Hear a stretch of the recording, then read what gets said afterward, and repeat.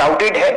क्या यहाँ पर लोग कुछ ज्यादा ही उम्मीदें लगाए बैठे हैं, या आपको लगता है कि केमिकल स्पेस में अभी भी तेजी बरकरार है? सुशील भाई, इसमें आपको बिजनेस और वैल्यूएशन दोनों को अलग अलग करके देखना पड़ेगा।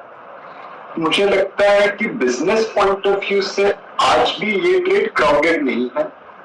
जैसे हमने सन 2000 में Y2K की वजह से टेक सेक्टर में बूम आते देखा था, वैसा ही कुछ बूम केमिकल सेक्टर में आ रहा है।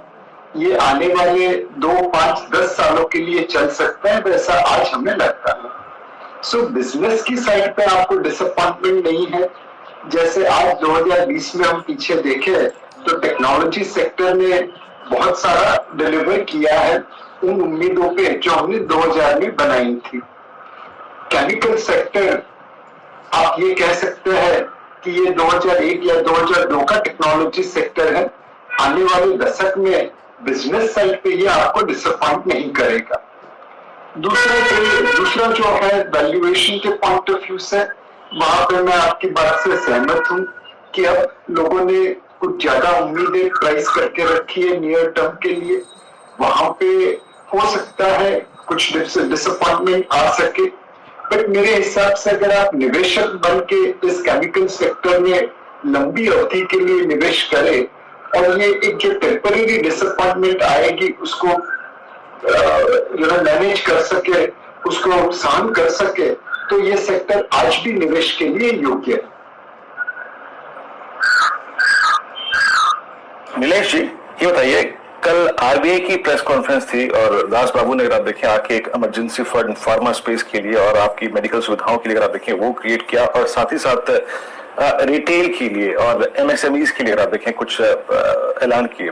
आपने कल की आरबीआई की प्रेस कॉन्फ्रेंस को कैसे रीड किया सर? और एक और चीज, लास्ट अगर आप देखें जब हमारा लॉकडाउन था, लास्ट मार्च अप्रैल मई में सबसे स्ट्रॉन्ग इम्पैक्ट हमने बैंकिंग पे देखा था।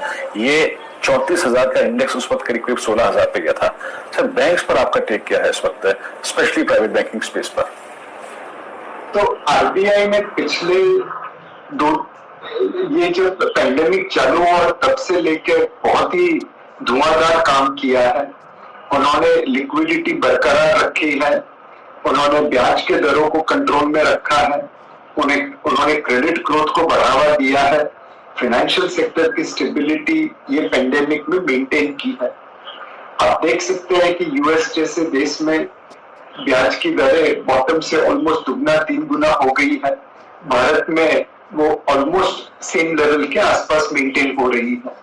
तो आरबीआई ने ये पेंडेमिक में पिछले साल से बहुत ही अच्छा काम किया है, और कल की जो प्रेस कॉन्फ्रेंस थी वो उसी मोमेंटम का रिजल्ट है। वे प्रोएक्टिव रहे हैं।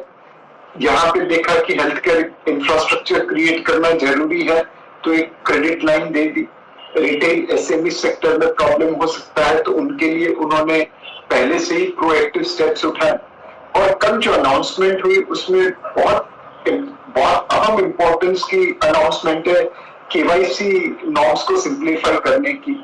अब आपको फिजिकली केवाईसी करने की जरूरत नहीं है, वीडियो केवाईसी के ऊपर आपके घर के सेफ्टी में रह के आप ये काम कर सकते हैं। ये सारी चीजें भारतीय फाइनेंशियल सिस्टम को डिजिटल बना रही है। तो मुझे लगता है कि बैंकिंग सेक्टर में आरबीआई जैसा रेगुलेटर जिस तरह से पूरी सिस्टम को मैनेज कर रहा है, पूरी इकोसिस्टम को मैनेज कर रहा है, वो काबिले तारीफ है। अगर हम बैंकिंग सेक्टर को देखें तो यहाँ पे आप fund based and non fund based activity में डिवाइड कर सकते हैं। बैंक्स, एनबीएफसीज फंड बेस्ड होती है, life insurance, asset management companies, general insurance companies ये नॉन फंड बेस्ड कह सकते हैं। हमें लगता है कि इस वक्त insurance companies, asset management companies, private banks, यह फाइनेंशियल सर्विसेज सेक्टर में निवेश के लिए योग्य है। यहाँ पे आउट परफॉर्मेंस आने की उम्मीदें ज्यादा है।